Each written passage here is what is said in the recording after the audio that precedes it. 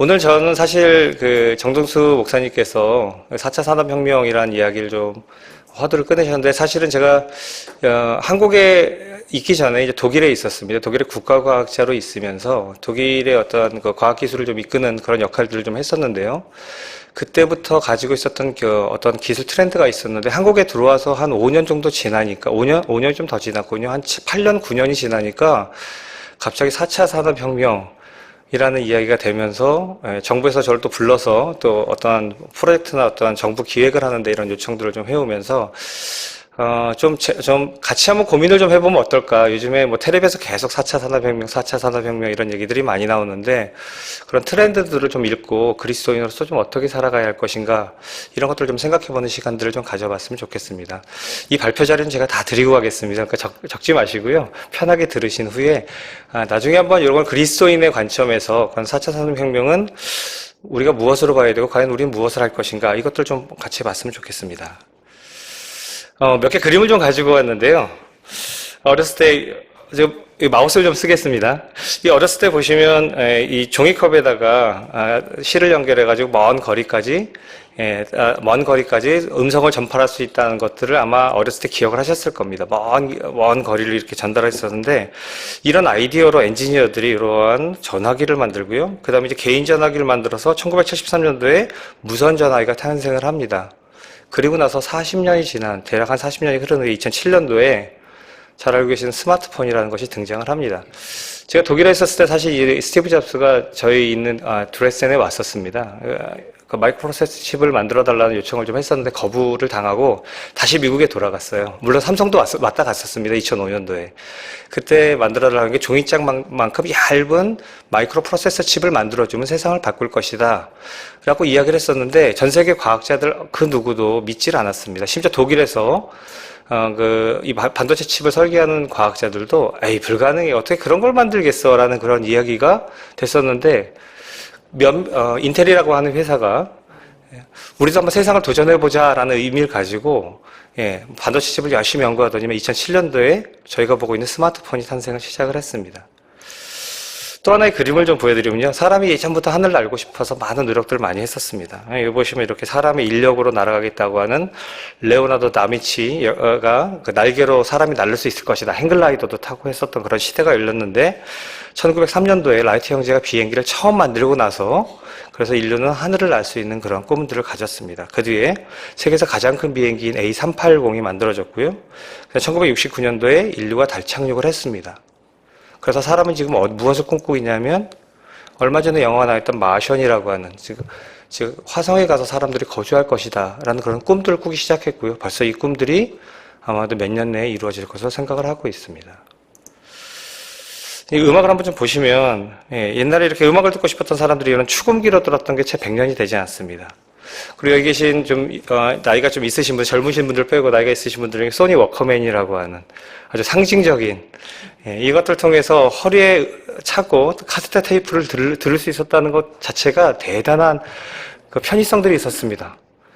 그러다가, 제가 있었던 독일 국가연구소에서 만들어낸 게 음원을, 이렇게 디지털로 만들어서 들을 수 있는 MP3, MP4, MP5라고 하는, MP라고 하는 그런 압축 기술을 이용해서 음성을 들을 수 있는 그런 CD를 만들어내고, 지금 이런 것들을 통해서 우리가 디지털로 모든 영상들을 저장할 수 있는 시대가 되었죠.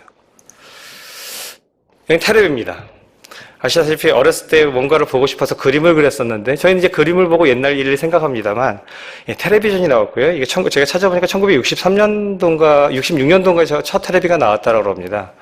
그 위에 이렇게 커다란 대형 TV가 나왔고요. 그 다음에 얇은 텔레비전에 LCD 텔레비가 나왔고, 지금은 손에 텔레비전을 들고 다니는 시대가 되었습니다. 이게 채 100년, 대략 100년 이내 인류 역사를 쭉 보면, 진화론에서는 뭐 수백 년이 되었다, 수십만 년 되었다라고 얘기를 하고, 성경에서는 저희가 대략 뭐 7,000년, 뭐 10,000년, 뭐 이렇게 이야기를 하고 있는데, 그 역사를 쭉 따지고 보면 요 채 100년 사이에 많은 것들이 이루어졌던 것들을 볼 수가 있습니다. 이게 1965년도 초등학교에서 그렸던 그림이라고 합니다. 그 시대에는 백색 전화기가 있었고요. 그 어떤 테레비, 서울부터 수원까지 전철이 있었고요. 그다음에 서울부터 인천까지 다니는 경인 전철이 있었습니다. 머리 빡빡 깎고 아마 이 중에 한 반 이상 분들은 머리를 빡빡 깎고 검은색 교복을 입고 이렇게 가방을 들고 다니셨을 겁니다. 제가 중학교 1학년 입학했을 때 교복을 마지막으로 입었던 시대였습니다. 그리고 나서 교복 자율화가 돼서 되돌아보면 너무 아쉬웠던 그런 시대였고 이게 명동거리였었습니다. 서울에. 자, 그리고 도시락 아마 추억의 도시락을 싸가지고 다니셨던 때도 기억하실 겁니다. 수학 정석과 성문 종합 영어를 열심히 배우시면서 두꺼운 사전책을 들고 다니면서 공부하셨던 그 시대가 있었을 건데요. 그 당시 1965년도 초등학생들이 그렸던 그림을 한번 보여드리겠습니다. 이게 이제 동아일보에 실렸던 그림인데요. 35년 후 서기 2000년이 되어서는 과연 무엇이 만들어질 것인가 라고 하는 것들을 초등학생들이 그림을 그렸습니다. 그 당시 6.25가 난 후에 대략 한 10몇 년이 지났기 때문에 발전해 있었던 것들이 없었던 시대에 수학여행을 비행기를 타고 이렇게 우주선을 타고 가고 컴퓨터가 이런 데스크만한 것들이 만들어질 것이고 전기자동차가 굴러다닐 거고 움직이는 도로가 있을 것이고요. 손으로 들고 다니는 소형 텔레비전과 TV 전화기가 생길 것이고 집에서는 부엌에서 텔레비전을 보면서 요리를 배우는 것들을 하고 집에서 치료를 받고 공부도 집에서 하고 그 다음에 태양열을 이용한 집에서 전기를 받고 전파신문이 생길 것이다. 1965년도에 초등학생이 그린 그림입니다. 지금 어떻게 됐나요? 그대로 이루어졌죠. 예, 그렇습니다. 과연 그렇다면 지금 시대, 저희가 살고 있는 이 시대, 앞으로 미래를 예측한다고 하면 어떤 것들을 예측하고 계시는 건가요? 그걸 오늘 한번 좀 잠깐 봤으면 좋겠습니다. 4차 산업혁명, 제가 있었던 독일의 그 다보스라고 하는 곳가 가까이 있습니다. 그곳에 매년 세계적인 사각들이 모여서 과연 미래 시대가 어떻게 바뀔 것인가에 대한 토론을 매년 합니다. 아쉽게도 한국 대표는 한 번도 참석을 한 적이 없었고요. 제가 독일에 있었을 때 2005년도, 2006년, 2007년, 2008년도 때 이곳 지역을 갔었습니다. 거기에 수많은 한 3,000명에서 5,000명 되는 수많은 세계적인 그런 경제학교 과학자들이 모여서 과연 미래 시대가 무엇이 될 것인가에 대한 그런 이야기들을 과학부터 경제 여러 가지 것들에 대한 이야기를 하면서 나왔었던 것이 그 당시에 4차 산업혁명이 올 것이다 라는 이야기를 했었습니다. 그 당시엔 이렇게 커다란 효과가 나올지는 전혀 몰랐던 시대였었죠. 2000년도, 2008년, 2009년대로 제가 기억을 합니다. 그 이후에 갑자기 4차 산업혁명이라고 하는 얘기가 나오면서 특히 저희 나라를 중심으로 해서 전 세계가 쭉 퍼지게 되는 그런 계기가 되었고요. 그리고 작년도 대학신문에 보니까 2017, 그러니까 올 초였습니다. 4차 산업혁명은 세계경제포럼에서 발표한 미래 일자리 변화 전망보고서에 따라서 앞으로 2020년까지 200만 개 일자리가 생기는 데 반해 710만 개 일자리가 줄어든다고 한다. 이런 얘기만 딱 꺼내놨습니까? 사람이 뭐라고 생각을 하죠? 일자리 200만 개만 생기는데 710만 개 일자리가 없어진다. 생각하니까 어떻게 되나요? 500만 개 일자리가 없어진다는 얘기죠. 가뜩이나 전 세계적으로 취업하기 어려운 시절에 그리고 단순 노동이 사라지고 있는 이 시절에 500만 개 일자리가 없어지니까 안정된 일자리들을 찾습니다. 그러니까 자격증을 따고 의대를 보내서 의사 자격증이 되면 어떻게든지 벌어먹고 살 수 있겠지. 아니 자영업이 더 좋을 수도 있어. 아니면 해외에 나가 살아야 돼. 좀 더 안정된 것들을 찾는 것이 일반적인 사람들의 모습입니다. 과연 그러면 저희는 어떻습니까? 그 내용들을 잠깐 좀 봤으면 좋겠습니다. 1차 산업혁명부터 4차 산업혁명 그림을 저희가 좀 보면, 이게 이제, 1784년도에 증기기관이 나오면서 기계식 생산, 사람이 생산했던 것들을 기계가 바꿨습니다. 이때도 저항이 상당히 많았었습니다. 우리 일자리를 뺏긴다. 기계가 우리를 대체한다. 라는 그러한 엄청난 저항 속에 증기기관차가 만들어지면서 사람들이 편리해지기 시작했습니다. 그러고 나서 이때부터 자동차가 만들어지기 시작했고요. 기차가 만들어졌습니다. 사람들은 여유를 좀 가지면서 자기가 편하게 여행을 다니는 그런 여유를 좀 버리는 시대가 되었죠. 두 번째는 이제 공장 자동화과는 1870년대에 2차 산업혁명이 옵니다. 컨베이어 벨트를 이용하고 전기를 이용해서 에너지를 이제 만들어 모터를 돌립니다. 그렇게 점점 변하다가 1970년도, 69년도에 3차 산업혁명이 생깁니다. 드디어 컴퓨터가 등장을 합니다. 옛날에 컸었던 컴퓨터가 줄어들어서 우리 삶에 들어오기 시작했습니다. 그래서 사람들은 정보를 얻기 시작합니다. 그리고 미국의 실리콘밸리가 생기고 1980년도에 90년도에 전자산업이 엄청나게 많은 부흥을 하기 시작합니다. 그래서 스마트폰이 생기게 됐고 그 자동차를 제어를 하는 정의 자동차들이 등장을 시작을 했고요. 그리고 나서 4차 산업혁명이 생기는데 거기에는 인공지능과 사물 인터넷, 빅데이터라고 하는 그러한 이름 하에 인간과 기계, 그리고 잠재력을 극대화하고 산업이 완전히 재편될 것이다라는 화두를 던지고 있는 것이 4차 산업혁명입니다. 저희가 그 내면을 좀 더 한번 들어봤으면 좋겠습니다. 사람들마다 얘기하는 것들이 너무 많이 틀려요. 뭐 로봇이 등장한다, 뭐 빅데이터다, 그다음 AI다. 제가 지난주에도 학회가 있어서 저도 가서 발표를 했습니다만, 예, 말하는 사람들마다 다 틀립니다. 전공하는 교수님마다 다 틀리고, 또 나라들마다 조금씩 차이를 좀 가지고 있는데요. 어쩌면 저희가 이 4차 산업혁명을 장님이 코끼리 다리 만지듯 하는 것들은 아닐까라는 그런 생각들을 좀 해봅니다. 어떤 사람은 상아를 만지면서 이거는 창이야. 어떤 사람은 귀를 만지면서 이거는 팬이야. 이건 옆구리를 만지면서 어유 벽 같아. 꼬리를 만지면서 이 꼬리 같아. 다리를 만지면서 나무 같아. 이렇게 얘기를 하면서 코끼리를 서로 다른 생각들을 가지고 있는데요. 이 그림들 다 모으면 어떻게 되나요? 저희가 코끼리라고 하는 것도 유추해 볼 수 있겠죠. 어쩌면 저희가 이런 것들이 필요하지 않을까라는 그런 생각들을 좀 해봅니다. 4차 산업혁명을 독일에서는 제가 이제 독일이 가장 먼저 근원이기 때문에 제가 독일 자료를 좀 찾아봤습니다. 뭐라고 얘기를 하냐면 The Digital Transformation이라고 얘기를 합니다. 지금 뭐냐면 예전에는 데이터들을 문서로 만들고 그다음에 어떤 사람들이 갖지 못하고 어떤 사람들은 갖고 하는 정보화 사회에서 소외했던 시대에서 이제는 그 정보를 쉽게 누구나 다 받을 수 있는 시대로 바뀌는 그런 과정이다라고 얘기를 합니다. 그래서 디지털 트랜스포메이션이라고 하는 것들을 4차 산업혁명이라고 다시 정의를 좀 하고 있습니다. 그래서 그 4차 산업혁명의 그 대표주자인 독일에서는 현재 완성이 된 것이 아니고요. 이렇게 5개의 워킹그룹을 만들고 있습니다. 그래서 4차 산업혁명을 어떻게 이끌어가야 될까에 대한 레퍼런스 아키텍처, 그 다음에 그거에 대한 표준하고 그거에 대한 단어들을 만들어내고요.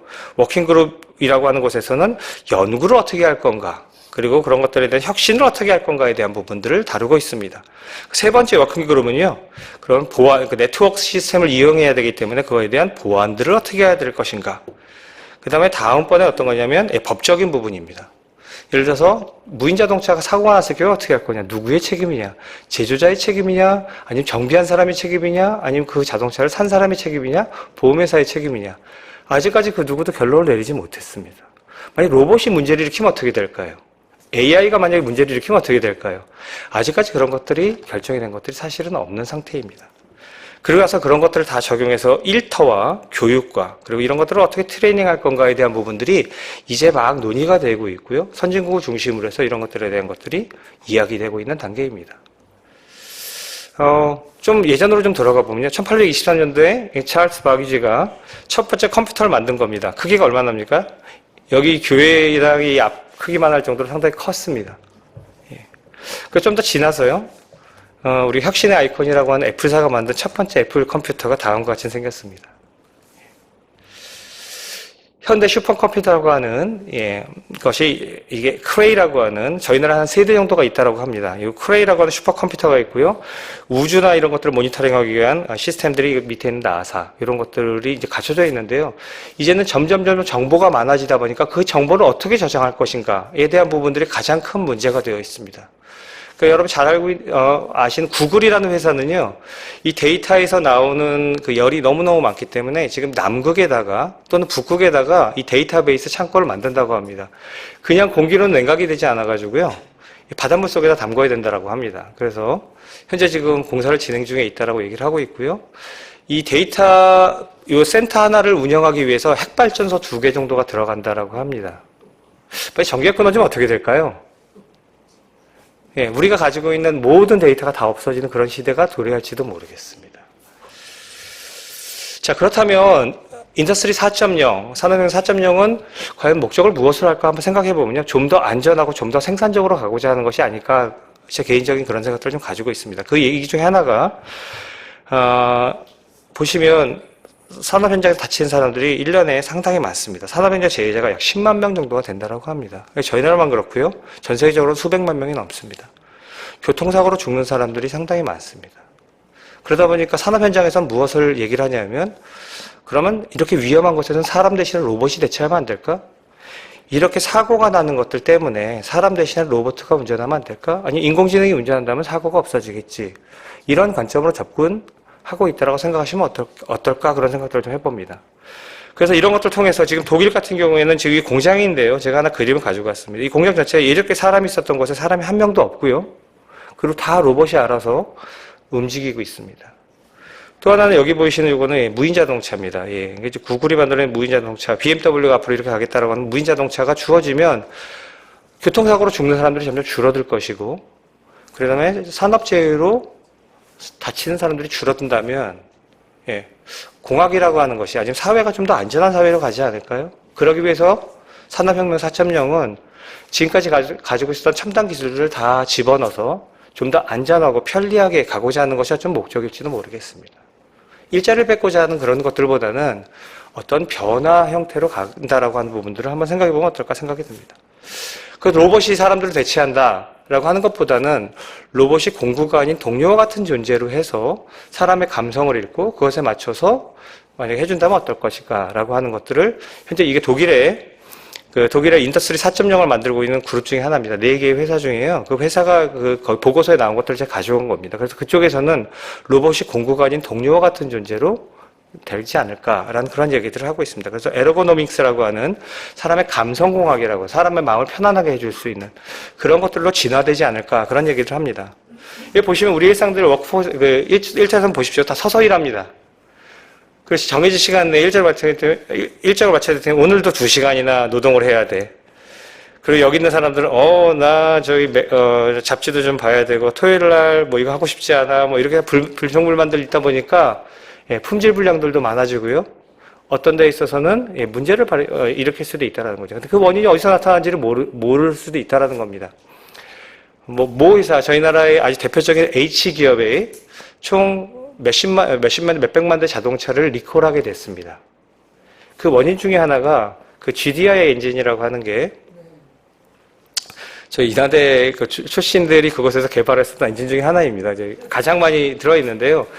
그게 설계의 잘못이 아니고 기계 가공을 하는 데 있어서 이런 작은 그 공장에서 그냥 부품 관리를 제대로 하지 않은 겁니다. 귀찮으니까 이거 뭐 큰 문제 나겠어 라고 한 부분에서 발생하기 시작했던 겁니다. 근데 그것들을 지금까지 쉬쉬하고 있다가 이번에 크게 터진 거였죠. 그렇다면 과연 그 사람이 그렇게 실수한 것들을 모니터링할 수 있는 방법이 없다라는 겁니다. 자동차가 다 조립이 되게 나면. 그러다 보니까 이런 것들을 대체하기 위해서 어쩌면 인더스트리 4.0은 이런 것들을 좀 편리하게 만들어갈 수 있을 것이다라고 하면서 4차 산업혁명을 디지털 경제라고 하면서 IoT라고 하는 이 세상에 있는 모든 사물이 지능화가 된다라고 하면 이것이 불량이다 아니다. 이것이 올바르게 됐다 아니다를 갖다가 다 측정할 수 있는 그런 단계가 될 것이다라고 생각하면서 인터넷 오브 띵스라고 하는 것들을 끄집어냈습니다. 이것들의 안에 보면 디지털 서비스와 인더스트리 4.0이 들어있는 거고요. 이건 제가 저희 나라 정부에도 보고를 한 내용입니다. 그래서 인더스트리 4.0은 IoT라고 하는 거 그 밑에 있는 부분이다라고 말씀을 좀 드렸는데 아직까지 저희 나라는 여기 인더스트리 4.0에만 좀 많이 매달려 있는 입장입니다. 이것들을 하기 위해서 스마트 팩토리, 로봇이 주로 되는 스마트 팩토리와 그 다음에 스마트 프로덕트 이런 것들을 만들어내기 위해서 4가지의 기본 요소들이 필요하다고 합니다. 첫 번째 뭐냐면 생산하는 방법들이 바뀌어야 된다는 겁니다. 두 번째는 그 생산하는 기법 자체, 프로세스 이노베이션이라고 하는 것들이 바뀌고요. 세 번째는 오토노머스 에이전트라고 하는 무인화가 된다는 겁니다. 자동차, 공장 이런 것들이 사람이 없더라도 스스로 돌아가고 그 다음에 불이 나더라도 스스로 불을 끌 수 있는 건물. 진동이 나면 그 진동들을 스스로 멈출 수 있는 이런 것들과 맨 마지막에 디지털 네트워크라고 하는 빅데이터하고 인텔리전트에 관련된 그런 아티피셜 인텔리전트와 같은 AI와 같은 것들이 접목이 되면 이런 4가지 것들을 다 포함할 수 있을 것이다 라고 하는 것이 인더스트리 4.0의 어떤 핵심이라고 할 수가 있습니다. 이런 것들을 모르고 일자리를 우리가 뺏어간다라고 하는 것보다는 저희 전체가 이런 쪽으로 이동한다는 거죠.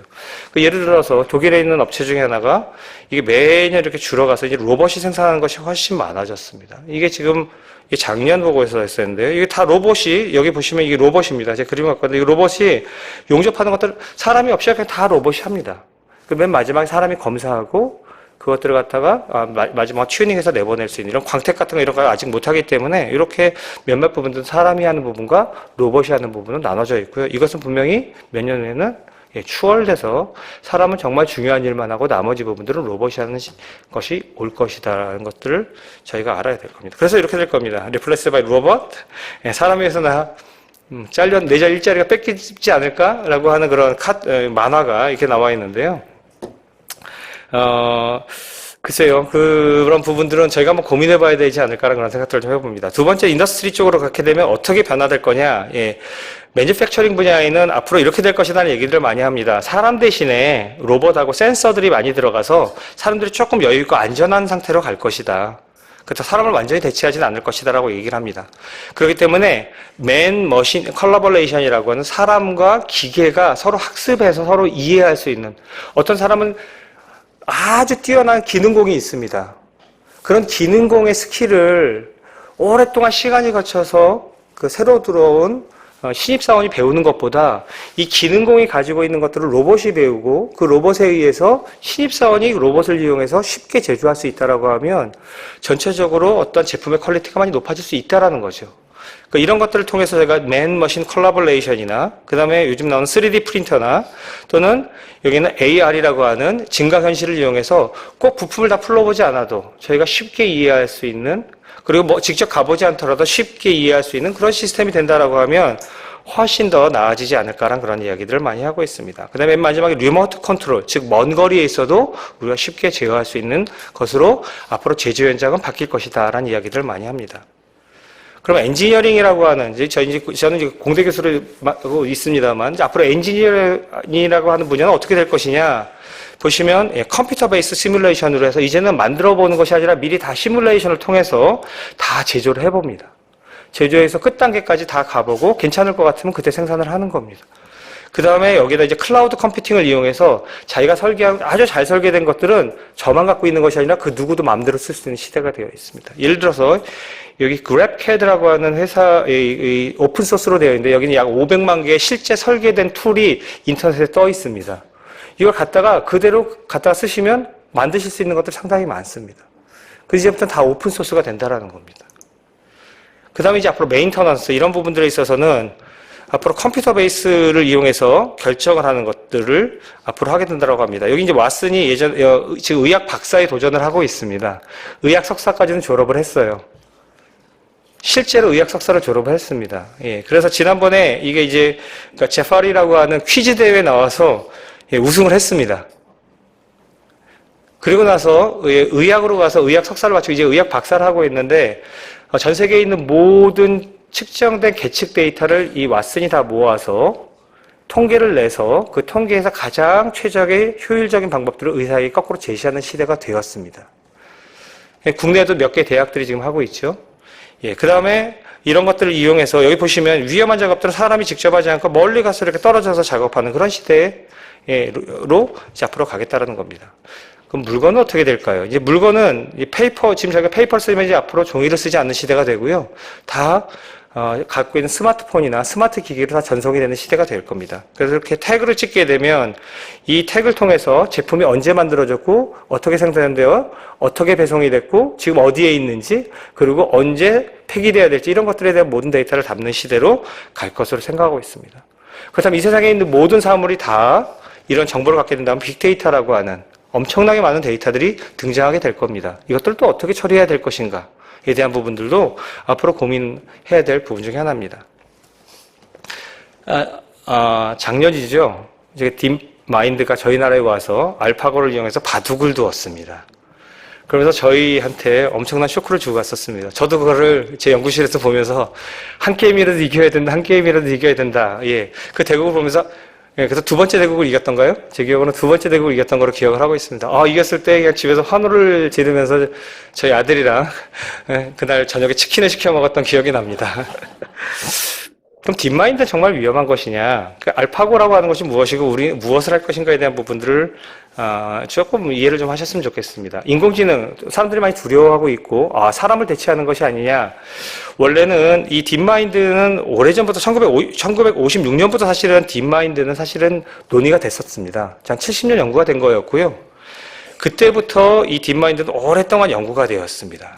그래서 지금 우리가 쓰고 있는 아까 봤었던 의료용의 IBM 왓슨이라 또는 이런 것들을 통해서 유튜브나라든지 이런 것들을 통해서 사람들에게 좀 더 편리한 것들을 찾아주는 그런 역할들을 하는 것이 바로 이 딥마인드의 역할입니다. 그래서 이 회사에 가보시면 뭐라고 되어 있냐면요.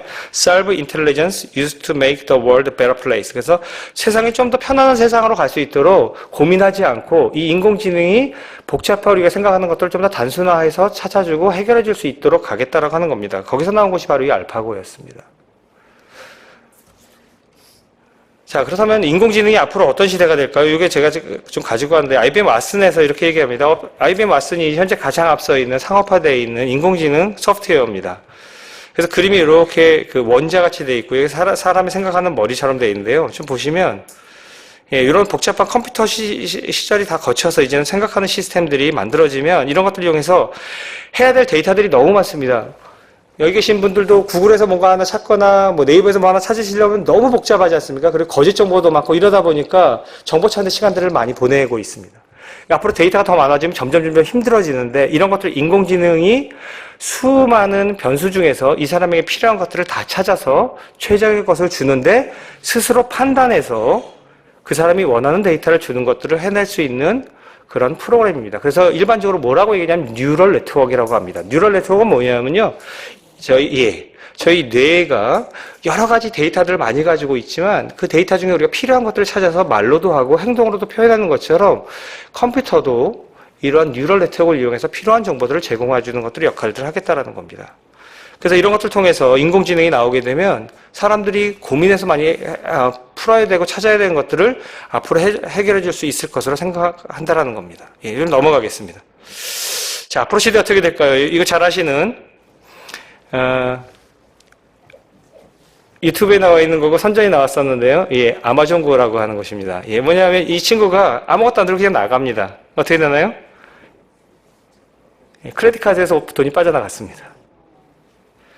여기 보면 RFID 딱 보시면 여기 딱 물건을 집어넣죠. 그럼 여기에 이 빵이 언제 제조가 됐고 언제가 됐는지를 갖다가 컴퓨터 자기 스마트폰에서 정보가 다 제공을 하고요. 그 다음에 이 사람의 캐시에서 자동으로 빠져나갑니다. 그 다시 돌려놓으면 어떻게 될까요? 다시 돈이 돌아옵니다. 예.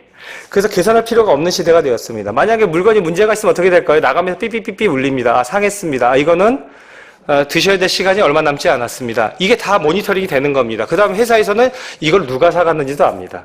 그리고 어떤 루트를 거쳐서 어떻게 갔는지 이런 모든 것까지도 이 사람이 원하면 다 찾아볼 수 있다는 거죠. 그 다음에 이제는 심지어 이제 AR을 연결하면 이걸 딱 들어서 보면 여기에는 어떤 영양가가 있고 당시에게는 이것이 맞는지 먹었을 경우에 살이 얼마나 찔 것인지 이런 것들까지 다 레포팅이 될 수 있는 시대가 된다라는 거죠. 그래서 이게 미국에서는 그래서 월마트가 이제 문을 곧 닫을 예정입니다. 5년 내에 아마 거의 반 이상의 매장을 접고 이 아마존고가 여기 보시면 이렇게 쭉 상거에 대한 것들과 다 처리가 되는 시대가 되었습니다. 회사는 어떻게 될까요? 회사는 이제 많은 것들을 생산하는 것이 아니고요. 예.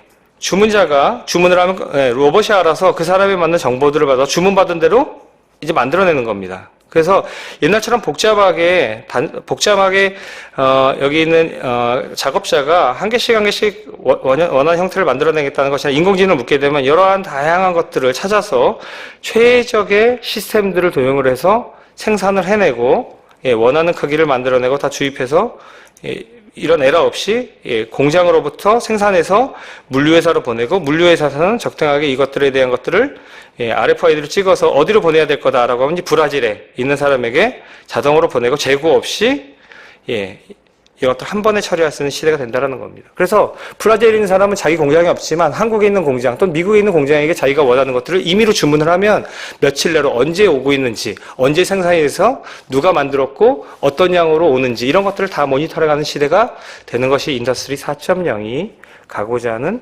목적이다라는 겁니다. 네. 그래서 현재는 지금 사회는 저희가 여기에 있습니다. ITC 사회입니다. 인포메이션 테크놀로지로 해서 저희가 있는데 이런 것들이 나중에 많은 데이터가 모이면 또 그 다음에 이런 것들을 통해서 예, 사람들을 도와주고 그런 것들을 시뮬레이션하고 이런 것들을 버추얼라이제이션, 가상현실로 만들어주게 되면 이런 것들이 다 나중에 사이버 피지컬 시스템이라고 하는 것들로 연결이 된다고 합니다. 그럼 센서가 로봇을 이용해서 데이터를 받고 움직이고 시스템들이 움직이고 이런 것들을 만들어내는 3D 프린터로 이제 약도 제조하고 음식도 제조하는 시대. 이런 것들이 되고 이런 것들이 다 이제는 기계와 기계, 머신 투 머신, 그다음에 비즈니스 투 비즈니스, 비즈니스 투 커스터머 해서 이제는 모든 것들이 다 연결이 되는 시대가 되는 네트워크 커뮤니케이션이 되는 시대가 될 것이다라고 얘기를 합니다. 그래서 앞으로 이제 의료 시장도 이제 의사가 수술하는 것이 아니고요. 잘 아시다시피 다빈치가 수술을 하고 있습니다. 그리고 의사보다 왓슨이 진단하는 것이 더 높다라고 얘기를 합니다. 앞으로 20년이 흐르면 15년 정도가 흐르면 의사는 단순히 어떠한 것들을 검증하는 사람들이 될 것이고 이제는 로봇이 수술하는 시대가 될 것이다라는 이야기들을 하고 있고요. 이런 것들을 이제 대학 같은 데서나 여러 군데서 많이 역할을 하고 있습니다. 자, 그런 것들을 통해서 제가 있었던 국가연구소입니다만 이런 것들을 하기 위해서 현재 국가연구소들은 이런 표준들을 만들어내고 있고요. 제가 이제 올 9월 달에 갔다 올 예정입니다. 그곳에 가서 전 세계적으로 표준이 어떻게 만들어지고 또 이런 표준이 산업 현장이나 교육 현장이나 삶의 현장에 어떻게 펼쳐나갈 건지에 대한 부분들을 좀 보고 오려고 합니다. 그래서 그런 것들이 다 완성이 되면 이제 전 세계에서 이제 두 개의 회사가 이 인더스트리 4.0을 움직이고 있습니다. 미국은 GE라는 회사가 움직이고 있고요. 독일은 지멘스라는 회사가 움직이고 있습니다. 놀랍게도 삼성전자를 움직이는 모든 플랫폼을 이 지멘스가 만들어줬습니다. 그래서 지멘스에서 맘먹고 라인을 멈출 수도 있고요. 임의로 움직일 수도 있습니다. 독일에서. 삼성전자의 모든 라인을 속속들이 다 모니터링을 합니다. 왜냐하면 삼성전자의 소프트웨어 모든 시스템이 여기 지멘스가 만들어낸 시스템에 의해서 오토메이션과 전체적인 것 디지털라이제이션을 가지고 있습니다. 그래서 전 세계적으로는 이 지멘스가 우리나라 대기업들의 어떤 생산 라인 이런 것들을 다 지금 하고 있는 거죠. 이런 것들이 다 연결이 되면 이제 앞으로 모든 것이 다 네트워크로 연결이 되는 시대가 될 것이다 라는 이야기들을 합니다. 그리고 이런 것들이 전체적으로 다 연결이 되면 완전히 연결되는 커넥티드 사회가 되면 우리가 정말 편리한 시대가 될 것입니다. 자, 그게 인더스트리 4.0이 얘기하는 바람직한 미래상이라는 것들을 이야기를 하고 있습니다. 그럼 과연 그럴까요? 그 부분을 저희가 한번 생각해 봐야 될 겁니다. 자, 제가 두 가지 그림을 가지고 왔습니다. 이거는 보스턴 다이나믹스사라고 하는 로봇 회사입니다. 어느 정도까지 가 있냐면 인공지능을 가지고 있습니다. 걸어 다녀요. 사람처럼요. 예. 문도 열고 나가고요. 그리고 눈길도 걸어갑니다. 눈길도 잘 걸어요. 사람보다 더 잘 걸어갑니다. 미끄러져도 중심도 잘 잡고요. 이제 미끄러집니다. 이제 보시면. 왜 이렇게 빨리 안 미끄러질까요? 예. 사람이 걷는 거 비슷한 걸음을 걷고 있습니다. 예.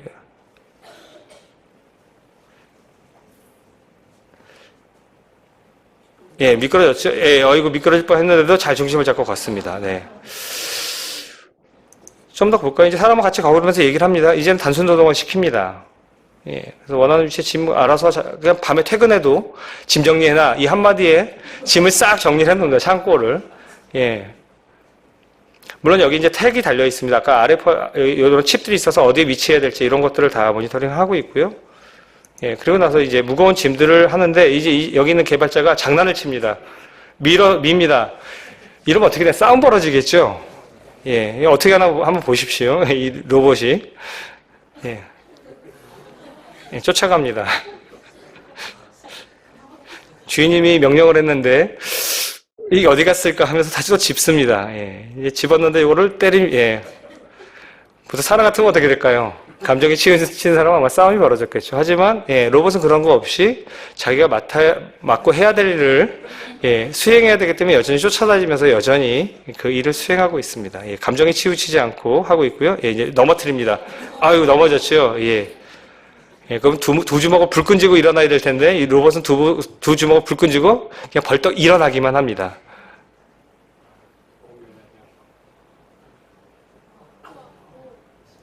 예, 그리고 바람 쐬러 나갑니다. 네. 이거는 이제 전 세계에서 가장 자동차를 잘 만드는 회사입니다. 예. 그 회사에서 앞으로 미래에 뭘 만들 거냐, Do you believe 하면서 말이 나오지 않아서 그런데요. 이 회사의 엔지니어들은 앞으로, 이게 미래형차입니다. 지금 만들고 있습니다만, 앞으로 자동차를 어떻게 만들 것인가에 대한 차를 믿을 수 있을까? 라고 얘기를 하는데, 이게 보시면 미래 시대는 이게 차 아닙니다. 자기가 원하는 일을 하기 위해서 이 사람이 지금 뭔가를 하고 있으니까 이 안에는 다 디스플레이입니다. 그래서 요즘 퀀텀 닷이나 그 다음에 올레드 같은 것들을 만들게 되면 차 안 전체가 다 자기가 원하는 극장이나 또는 사무실이나 또는 레스토랑이나 이런 형태로 다 바뀔 수 있다는 거죠. 심지어 침실까지도 쓸 수 있다는 겁니다. 그래서 자기가 필요한 정보들을 다 이렇게 얻게 되고, 그리고 이런 것들을 통해서 자기가 필요한 것들을 얻을 수 있는, 아마도 오피스나 집과 같은 제2의 집이 되거나 할 수 있는 그런 시스템으로 갈 것으로 이게 갑자기 넘어가 버렸네요. 예. 그래서 이런 것들을 통해서 이제 자동차들이 이러한 새로운 형태의 전기 자동차, 하이브리드 자동차 이런 것들이 만들기, 도요타가 만든 겁니다만, 이게 이제 몇 년 후에는 양산이 되겠죠. 이 안에는 이렇게 가벼운 형태의 시스템으로 만들어지고, 안에를 들어가 보면 아무것도 할 필요가 없습니다. 그냥 알아서 내 마음 어디로 가자라고만 명령만 내리면 그 목적지까지 안전하게 데려다주는 그런 시대가 될 것으로 생각하고 있습니다. 이제부터는 좀, 제 개인적인 얘기와 함께 그리스도인으로서 한번 좀 생각해 봐야 될 것들을 좀 말씀드리겠습니다. 제가 2015년도에, 이제 제 모교인 인하대로 오고 나서, 계속 오랫동안 몇 가지를 추진해오고 왔었는데, 하나는, 유럽 입자 물리 연구소라고 세른이라고 하는 곳에 가서 신의 입자라고 하는 힉스를 발견했던 힉스 입자 그때 발견했을 때쯤 제가 거기에 있었습니다. 물론 제가 거기 과학자는 아닙니다만, 거기 이제 방문할 일이 있어서 거기 과학자들하고 한 일주일 정도 있으면서 잠깐 이런저런 것들 좀 볼 수 있었던 기회가 있었습니다. 그거 보면서 어떤 느낌이 들었었냐면, 야, 하나님께서 어떻게 우리가 알고 있는 원자와 전자 뭐 이런 것까지만을 우리가 알고 있었는데, 이 수많은 과학자들이 모여서 무엇을 연구하냐면 거기에다 질량을 어떻게 부여했는지, 그리고 어떻게 이런 것들이 중성자가 되고 양성자가 되는지, 이런 것들을 하나님께서 만드셨는데 이것들을 과학자들은 이렇게 고생을 해서 이제 하나씩 발견해 오는구나, 이거 발견해서 노벨상 받는구나 라고 하는 것들을 깨달게 되었습니다. 제가 공부했었던 대학이 사실 노벨상을 수상하는 대학이에요. 예, 그래서 노벨 물리학상과 화학상을 수상하는 것 때문에 매년 제가 노벨 강의를 직접 매년 들었었습니다. 제가 박사과정 공부를 하면서요. 근데 그 당시에 세르네 가면서 이것들을 보면서, 여기 보면 이제 원자 가속계 중심부입니다. 크기가 엄청나게 큽니다. 저희는 이걸 만들 수가 없을 정도로 엄청나게 돈이 많이 드는데요. 들어가 보니까 지하 한 150m 정도를 내려가서 이 크기가 반경이 10km 정도 됩니다. 1mm의 오차도 나면 안 되고요. 엄청난 가속도를 이용해서 원자와 원자를 충돌시키면 그때 나오는 밀입자들을 모니터링 하는 겁니다. 전 세계 한 5,000명에서, 교수들만 한 5,000명에서 10,000명 정도가 모여서 연구를 하고 있는데, 수십 년 동안 해서 이제 하나하나씩을 발견해 나가고 있는 거죠. 야, 하나님께서 참 대단하시다. 저는 그런 느낌을 좀 받았습니다. 그래서 그 다다음 주에 저는 이제 거꾸로 이제 미국으로 날아가서 나사를 가는데, 나사에 가니까 이제 우주를 탐색하는 것들을 보게 된 거죠. 우주를 측정해도 끝도 없는 것들을 알게 되면서, 하나님이 참 작은 것도 만드시지만 정말 대단한 것들을, 우주 전체를 만드셨다고 생각하니까 인간이 알고 있는 지식이 얼마나 정말 하잘것없이 없는가. 이제 과학자들이 조금씩 알아가고 있지 않은가. 그렇게 따지면 우리가 발견한 AI나 우리가 만들고 있는 로봇이나 이런 것들은 하나님의 능력에 비해서는 정말 저희가 조금씩 알아가고 있구나라는 그런 생각들을 했습니다. 그러면서 제 마음가운데 제일 먼저 떠오르는 것이 하나님을 아는 지식이었습니다. 우리가 정말 하나님을 아는 지식에 똑바르다라고 하면 이런 과학기술이나 경제나 이런 것들이 정말 하나님이 원하시는, 하나님이 만드셨던 그 아름다운 세상을 향해서 가야 되는데, 이런 것들이 잘못 사용되었을 경우는 얼마나 많은 사람들에게 영향을 주는 것인가, 그런 생각들을 사실 해보는 시기였었습니다. 제가 여기 보시면 저희 총장님과 다녔죠. 여기 지금 나사에서 지금 준비하고 있는 화성 탐사선입니다.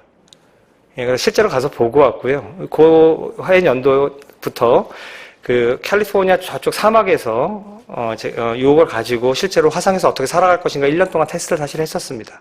2025년에 발사한다고 합니다. 예, 사실 그 팀이랑 저희 팀이랑 이제 같이 연구를 시작을 하고 있고요. 좀 이따 보여드리겠지만 저희는 이제 그 뒤에 더 깊은 우주로 가기 위해서 어떤 것들을 만들 것인가에 대한 부분들을 이제 같이 공동 연구를 하기로 했습니다. 그게 바로 주님의 위대하심을 알아가는 연구. 저희가 사실은 아시아권에서는 사실 미국의 수많은 대학들도 이 나사랑 연구하기가 사실 쉽지가 않습니다. 뭐 하버드 대학이나 MIT 대학도 사실은 허락이 잘 나지 않는 연구과제인데 이걸 연구해 주시면서 과연 이게 하나님 이루어질 수 있을까요? 라고 했는데 하나님께서 2년 동안 단련과 단련을 시키시면서 하나님께서 허락해 주셨습니다. 그러면 과연 제가 무엇을 개발할 건가 한번 잠깐 좀 보시면 좋을 것 같습니다. 여기는 좀 그림이 이 음악이 상당히 좀 웅장하고 멋있는데요. 이것들을 제가 들려드리지 못해서 좀 아쉬움들이 있습니다. 좀 그림을 좀 잠깐 보시면, 저희가 만드는 건 이렇게 작은 것을 만들 겁니다. 작은 건데요. 이 날개가 얼마 정도로 가벼우냐면 다 해서 성경책 정도 무게밖에 안 될 겁니다. 근데 이 날개 길이가 440m입니다. 하나가 220m고요. 그리고 요게 이렇게 회전을 빙글빙글 하면서 펴지게 되면 똑바르게 펴져야 됩니다. 근데 두께가 어느 정도냐면 3마이크로입니다. 3마이크로면 머리카락을 10분의 1로 쪼갠 정도의 얇은 막이 440m를 펴져서 날아가야 됩니다. 그림이 잘 보이시나요? 네. 그래서 이렇게 만들어지면 이거를 저희가 이렇게 우주에서 쏘아 올리면 우주 바깥에서 워낙 돈이 많이 들고 비행체가 크다 보니까 이런 것들을 작게 만들어서 저희가 우주에서 쏘아보내면 자기가 스스로, 여기 AI가 들어갑니다. 스스로 자기가 날개를 펴고 그리고 자기가 날아가야 될 우주 방향을 찾아서 그것으로 이제 날아가게 됩니다.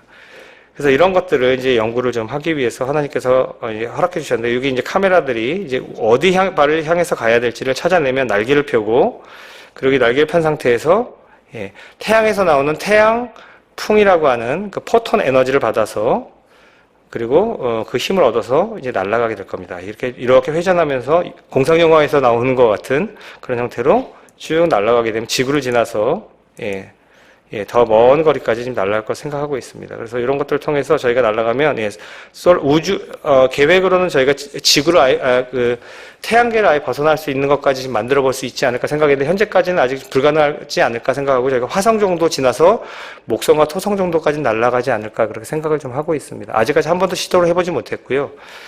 이것을 이론적으로 연구한 건 약 한 60년에서 70년 정도 이론적으로 연구를 했었습니다.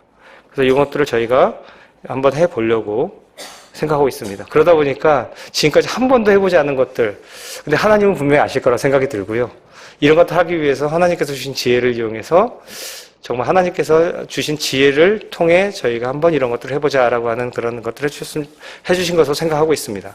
그렇다면 과연 그리스도인들은 앞으로 무엇을 준비해야 될까? 이 부분을 저희가 해보려고 합니다.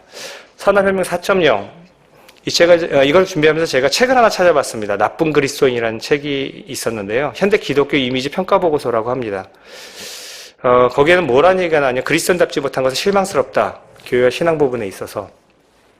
그리고 그리스도인을 6가지로 표현하면 위선적이고 전도에 지나치게 집중하고 동성애자를 혐오하고 안일하고 지나치게 정치적이고 타인을 판단하는 그런 성격들을 가지고 있다. 그래서 외부인들은 그리스도인들을 구시대적이고 지루하고 현실과 동떨어진 사람들이라고 생각한다. 복잡한 현실에 대해서 적절하고도 복합적인 대응을 할 줄도 모르고 단순한 해결책과 정답을 선호한다고 생각한다. 도대체가 그리스도인들은 복잡다단하고 자질구레한 인간사에 적절히 대처하려고 하지 않는다. 현대인들은 예수를 믿지 않는 사람들은 이렇게 생각하고 있다는 거죠. 근데 우리는 그렇게 우리가 스스로 생각하지 않는다라고 하는 부분들이 어떤 딜레마가 있을지 모르겠습니다. 그래서 저는 이 산업혁명 4.0이 오면 가장 많은 어떤 저항 세력이 누굴까 생각해 보면 사실은 어쩌면 그리스도인들이 아닐까라는 그런 생각도 해봤습니다. 그 중에 하나가 바로 이거 마이크로칩 인발이라고 하는 성경의 오른손에 머리에 입맞은 자라고 했었는데요. 이게 베리칩이라고 하는 미국에서 2002년도에 임플란터블 ID 카드 칩으로 해서 베리칩이라고 하는 것들을 용인해 줬습니다. 그렇다면 과연 이것들을 받는 것들은 그러면 짐승의 이것이냐? 그렇다면 사실 이렇게 봤을 경우는 그럼 이제 막 문제가 되겠죠. 절대 받으면 안 된다. 그리고 저도 그렇게 교육을 받았고 그리고 그런 것으로만 생각했습니다. 그런데 벌써 저희는 이런 비슷한 현상을 저희가 겪고 있다라고 하는 부분들 잘 생각해 보시기 바랍니다. 지금 현재 이 오바마 케어에서 2007년도에 글루코스 모니터링을 해서 예, 당뇨병 환자들을 모니터링하기 위해서 의료용으로 개발해서 이렇게 심어놨었습니다. 그리고 예, 2012년에 휴먼 바코드를 해서 머리 뒤에다가 이렇게 새겨놓은 것들이 있어요. 미국에서 예, 처음에 태어난 아이에 대해서 이렇게 찍어서 예, 했다라고 합니다. 자, 그러면 저희 얘기로 한번 돌아가 볼까요? 신용카드 혹시 이 중에 안 갖고 계신 분 계신가요? 스마트폰 안 갖고 계신 분 계신가요? 집에 들어가실 때 도어에 이렇게 갖다 대는 예, 그 액세스 할 때 RF 카드 칩 안 갖고 계신 분 계신가요? 다 갖고 계시죠? 예, 회사 들어갈 때 찍고 들어가시죠?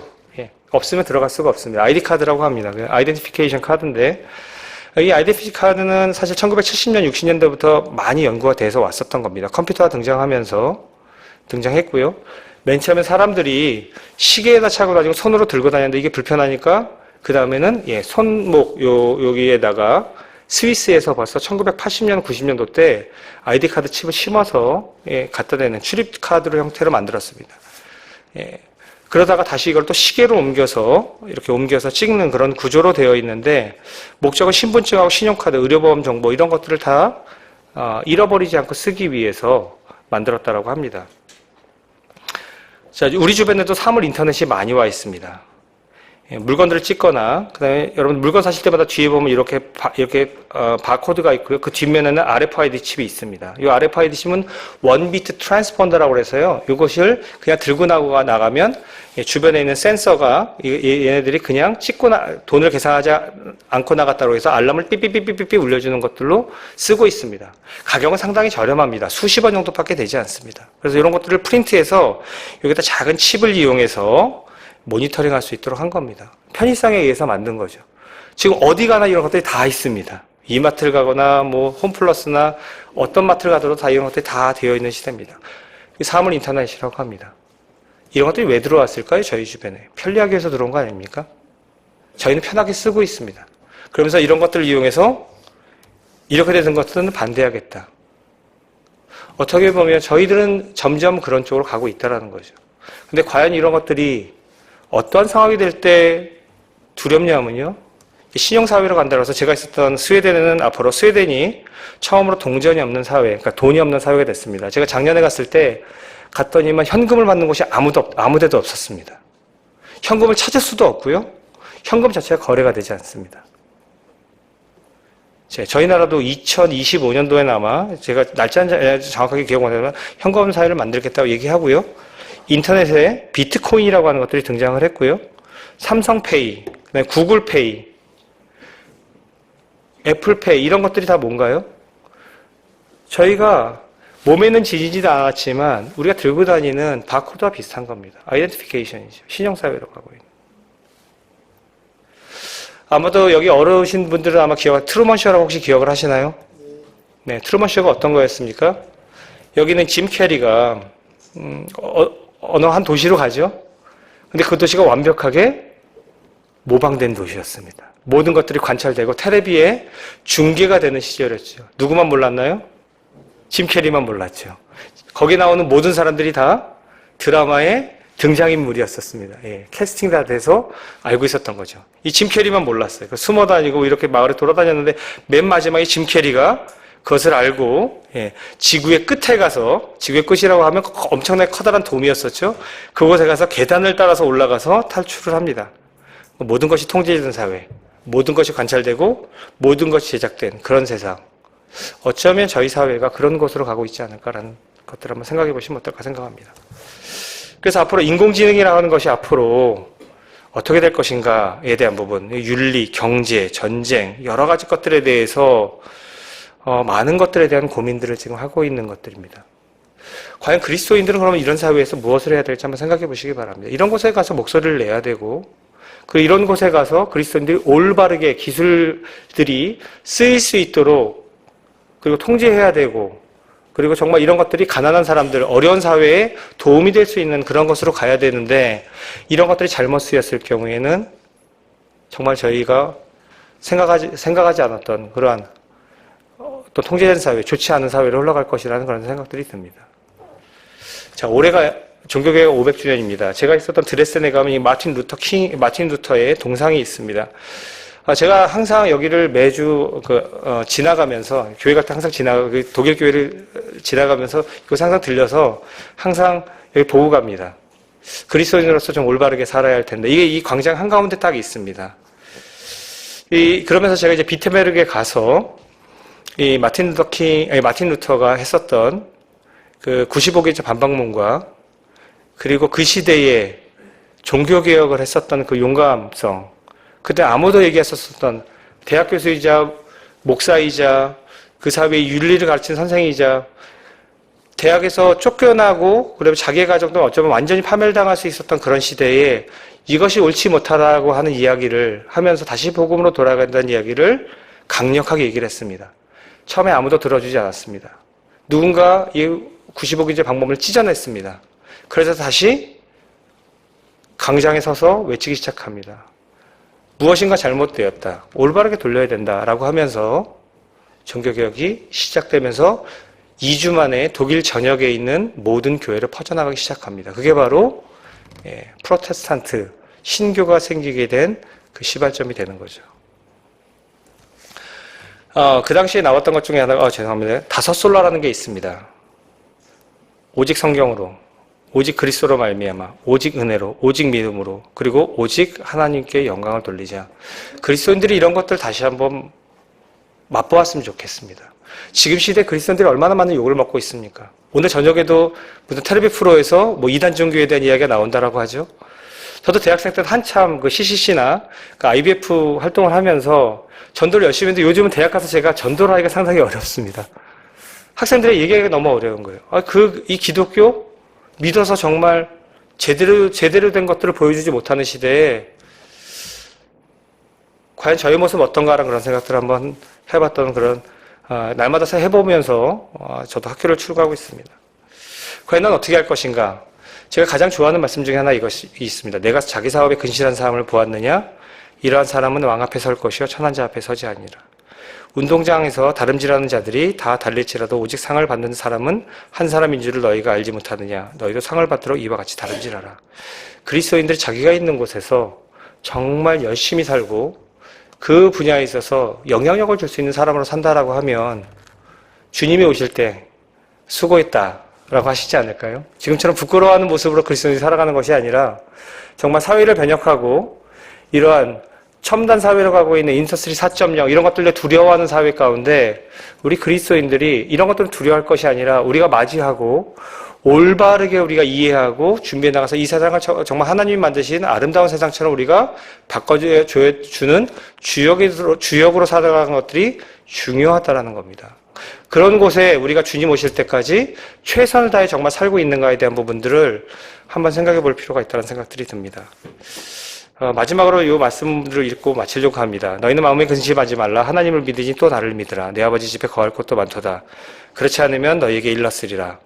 내가 너희를 위하여 처소를 예비하러 가노니 가서 너희를 위하여 처소를 예비하면 내가 다시 와서 너희를 내게로 영접하여 나 있는 곳으로 너희 있는 곳에 너희도 있게 하리라. 이렇게 말씀하셨습니다. 그러시면서 하나님께서 고린도서 1장 7절 8절에 우리 주 예수 그리스도의 날에 책망할 것이 없는 자로 끝까지 경고케 하시리라라고 말씀하십니다. 저희가 이러한 마인드를 가지고 이 어려운 시절, 환난의 시절에 그리스도인들이 마음을 다잡고 정말 자기 분야에서 최선을 다해서 사시는 그런 성도님들이 되시길 바라겠습니다. 마무리하도록 하겠습니다. 4차 산업혁명은 이미 존재해 왔습니다. 새로운 것들은 아닙니다. 이는 기존의 기술에 디지털 기술이 접목이 된 그런 것들입니다. 그래서 기존의 제조공정 혁신에서 의료 분야 그리고 다양한 교육 분야로 확대되어서 어쩌면 신의 영역까지 다가갈 수 있을 것으로 생각하고 있습니다. 거기에 이제 다양한 센서 네트워크 그리고 접근 가능한 오픈 플랫폼들이 필요하므로 우리도 아마 이러한 것들에 역행해서 우리가 이런 것들을 거부하는 것이 아니라 우리 맞이해야 될지도 모르겠습니다.